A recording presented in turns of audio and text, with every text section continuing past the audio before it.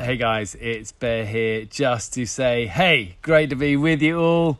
Instagram Live, we are here today for the launch of the world's toughest race. It's just launched on Amazon. I know lots of you who took part in this are watching now, and lots of you who've already watched the episodes are joining now. And first of all, I just want to say thank you for being part of our adventure community together. This show is all about inspiring people to go for it in their lives, to love the world, love adventure, to understand the power of friendships and what we can do together, and to understand the real meaning of resilience, that inner spirit, that never give up attitude that conquers all.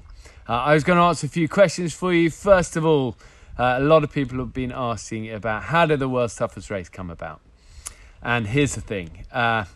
So I grew up watching a lot of the eco challenges, which were always amazing. You know, Mark Burnett, one of the most successful TV producers of all times in Hollywood, started this adventure racing world of eco challenge, and it came to TV. And I grew up watching this, seeing all these people muddy in the jungles, fighting and slogging their guts out to get through it. And I thought I want adventure to be a huge part of my life when I get older.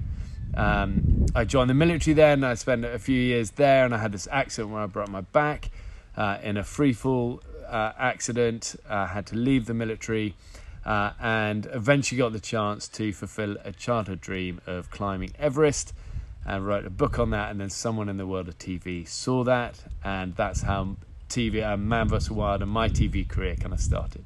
Even though in the early days I kind of kept saying no to it because I didn't really want to do TV and I didn't know about it. But that was because I was an idiot and I didn't understand it. But a great producer persuaded me to stick with it and to go for it, and it's been a huge privilege. But the point is, eventually, many years later, Mark contacted me. We'd always known each other. He's obviously a Brit living in Hollywood, but he'd been a former soldier as well. And he reached out, and we'd always kept in touch over the years. And he always often said to me beforehand, one day we're going to bring back Eco Challenge and you're going to host it and help me to make it bigger and better. And true to his word, he did that. And we assembled an incredible team of a lot of the original producers and route planners on Eco Challenge beforehand. And we came up with the world's toughest race. What was important, though, for me is to stay true to the original Eco vision. And I see it as four key things. Number one, it had to be tough. You know, this is why I've called it the world's toughest race, because I genuinely believe what you're seeing on Amazon Prime now is the toughest race ever hosted on planet Earth. We wanted to stay true to how tough the original eco challenges were, but to take it up a notch. And we have truly done that. I wanted to stay true to the environmental part of Eco Challenge. And, you know, Mark was ahead of his time, 20 odd years ago doing this. But now it is more important than ever that protecting our planet is at the heart of everything we do. So that environmental factor is right still at the heart of Eco Challenge, even to the extent everyone carries even their poo out with them in a bag. We talk about we only take memories and a few SD cards for the cameras, and we leave only footprints. That is the DNA of what this race is about. And then finally, the next kind of pillar of Eco Challenge was this team element, that you start as a team and you can only finish as a team. You cannot, if you drop a person, somebody quits or gets injured or can't go on, your team is out. And that is why I often say to people, this world's toughest race is kind of like SAS selection and climbing Everest combined, but harder, because you're not just looking after yourself now, you've got to look after each other. And when the team works, it's amazing, but when you're tired and you haven't eaten and you're hungry and you're fatigued, teams don't always work, and that team element is so key to Eco Challenge and to success and to completing it. So that's kind of how it came about, and that is why I'm so proud that we've stayed true to those key pillars of the Eco Challenge.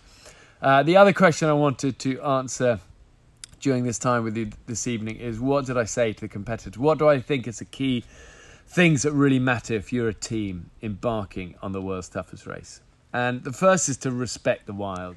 Don't underestimate the wild, the terrain, the distances of what these competitors had to go through. approach it with true respect in terms of your preparation, your gear, your team, and then your attitude once you're on that course. Never take anything for granted. Never mind in neutral. Always focus, concentrating. Look after your feet. Once your feet go, everything kind of goes. So you've got to look after your feet, especially in jungle, humid type conditions. Your navigation has got to be on point. No GPSs for anyone on the world's toughest race. So it's old school map, compasses. You've got to be on point. One little bad error, pick the wrong ravine to go up in the jungle in a river system. Easy to do in the middle of the night when you're tired and you haven't slept for however long and you're hungry and you're dehydrated and your mind goes. But you've got to always be on point with your navigation. Next, I'd say know the value of your team, respect each other, look after each other in the big moments when everybody there is going to be hurting. Get used to that, but be a friend to those people, each other, when it really matters, because you're going to need it. Each of you at a key moment is going to need it.